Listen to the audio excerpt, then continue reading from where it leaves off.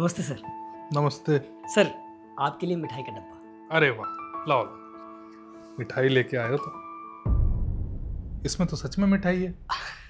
हाँ सर, अब मैं कोई ठेकेदार तो हूँ नहीं, इसलिए मिठाई के डब्बे में सिर्फ मिठाई ही लेकर आ पाया। कोई खुशी की बात है क्या? हाँ सर, है ना। आपके विभाग के सहयोग से हमारे प्रदेश में लंबी लंबी चौड़ी चौड़ी सड़कें बन रही हैं सर, तो इसलिए मैंने सोचा कि आपका मुंह मीठा कराया जाए सर। अच्छा, जी।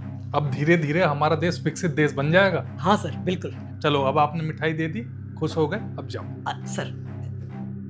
सर एक ये एप्लीकेशन थी सर। किस चीज की? सर आपने जो सड़कें बनाई हैं सर, उसमें कुछ कमियां हैं। अरे भाई, पागल हो क्या है?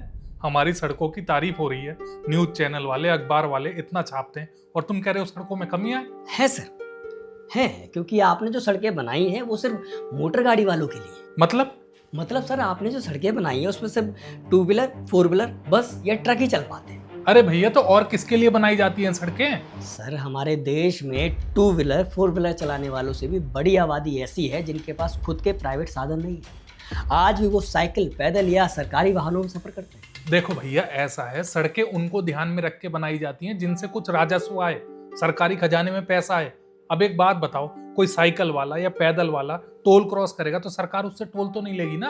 आपकी बात बिल्कुल ठीक है सर, लेकिन आज भी हमारे देश में 90% लोग ऐसे हैं जिनके पास खुद की कार नहीं है। टू व्हीलर तो होंगे। सर 45 से 50% लोग ऐसे हैं जिनके पास टू व्हीलर नहीं है। अरे भैया, तो उनके लिए है ना सरकारी बसें, उनसे आना जाना करें, और जिनको बस से नहीं आना जाना तो वो ट्रेन से जाए। सर साइकिल और पैदल वाले? अरे यार, क्या बात करते हो, आज के जमाने में साइकिल से कौन चलता है? सर हमारे भारत में आज भी 20% लोग साइकिल से अपने अपने काम पर जाते हैं। हाँ, तो उनके लिए बना दी ना सड़कें। नहीं, उनके लिए नहीं, सबके लिए। क्योंकि अभी अभी आपने कहा था कि साइकिल और पैदल वालों से हमारे देश को कोई राजस्व नहीं मिलता। अरे भैया, तो हमसे गलती हो गई बस। नहीं, आपके विभाग से गलती ये हुई है सर कि आज तक आपने पैदल और साइकिल यात्रियों को नजरअंदाज किया। आपको पता है सर, हमारी इंडिया में हर रोज 90 पैदल यात्री सड़क दुर्घटना में मारे जाते हैं, और साल में लगभग 35,000। तो एक बात बताओ, ये एक्सीडेंट मैं करता हूँ क्या? नहीं, आप एक्सीडेंट नहीं करते, लेकिन आप एक्सीडेंट होने से बचा सकते हैं। मैं कैसे बचा सकता हूँ? एक अलग पाथ बनवाकर। अरे भैया, तो उनके लिए बनाया तो है फुटपाथ। फुटपाथ? आप उसी फुटपाथ की बात कर रहे हैं? जब जाम लगता है तो उसी फुटपाथ पर टू व्हीलर वाले अपनी टू व्हीलर लेकर घुस जाते हैं, ये रेडी और खोमचे वाले अपनी अपनी दुकानें लगा के खड़े हो जाते हैं। भाई फुटपाथ। एक बात बताओ, तुम्हें नेता बनना है क्या?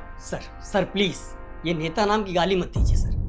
सच कहूं तो इसी नाम ने आप देश का बेड़ा गर्क कर रखा है। एक बात बताइए सर, वोटिंग के टाइम पे झुग्गी में रहने वाले और दिल्ली सिविल लाइंस में रहने वाले लोगों का वोट एक समान होता है, तो अधिकार मिलते वक्त इनमें भेदभाव क्यों होता है? क्यों उस गाड़ी वाले के लिए 24/7 रोड असिस्टेंस मिल जाता है, और क्यों उस पैदल यात्री को अगर कोई ठोक कर चला जाए तो भगवान भरोसे छोड़ दिया जाता है? क्या आपने कभी देखा है सर कि ये नेता लोग किसी बंगले वाले एरिया में वोट मांगने गए?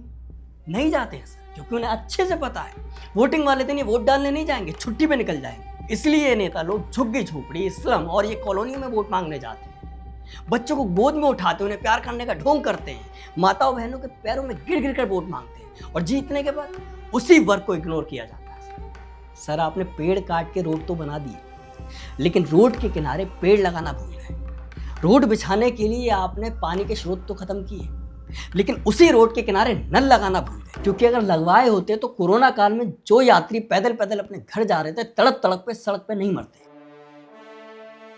सर अगर आप पैदल यात्रियों के लिए रोड नहीं बना सकते तो एक कानून लेकर आइए जिसमें साफ साफ लिखा हो कि जहां गाड़ियां चले वहां इंसान ना चले, जान की हानि हो सकती है।